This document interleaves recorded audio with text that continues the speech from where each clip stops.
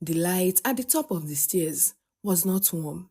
It had the color of a dry season, sky white, aching, and too still to trust.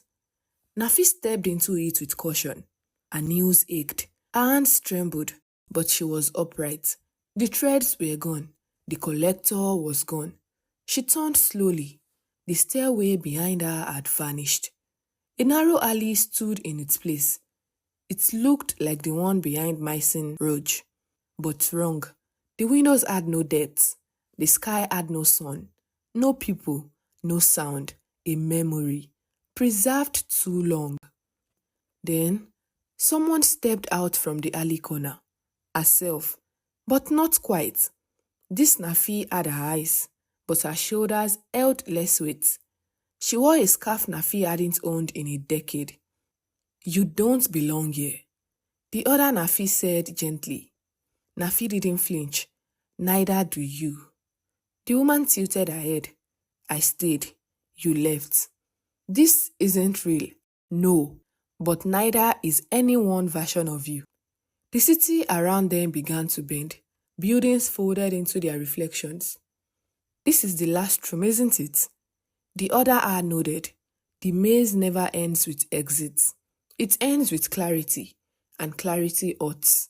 She stepped forward, holding something faint, a strip of cloth, glowing with weak light. Nafi felt a pressure in her palm. She looked down. The braid.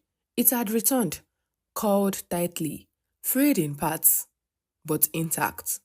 The woman longed with precision. They collided. Hands grasped. Threads unspooled. The braid glowed brighter with each contact. As the first Nafi tried to tear it apart. "You can't carry all of it," she hissed. "You will break." "Then I will break," Nafi growled, shoving her away. "But I'll still be me." The braid surged. A wave of heat rushed outward. The other Nafi shattered, not violently, quietly, like dust deciding to leave the air. The city dissolved, and she was back on real ground. Concrete, cracked, dusty, sun-scorched. Her left hand pressed against the lip of the original arch.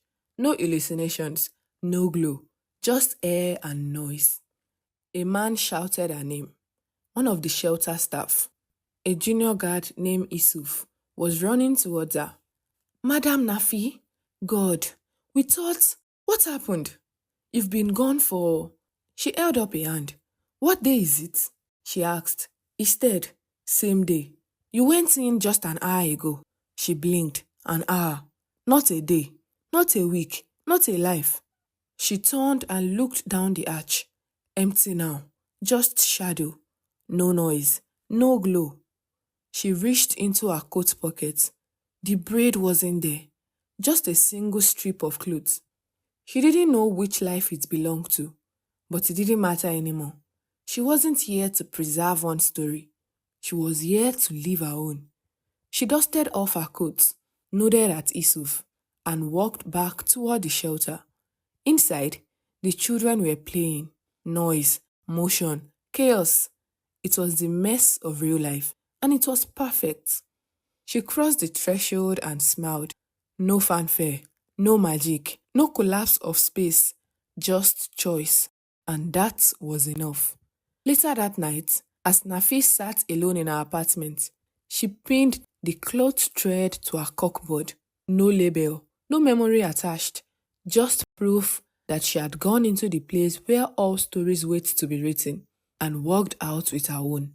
Then she turned off the lights and let herself sleep, not as one version of herself, but as the one who had survived them all.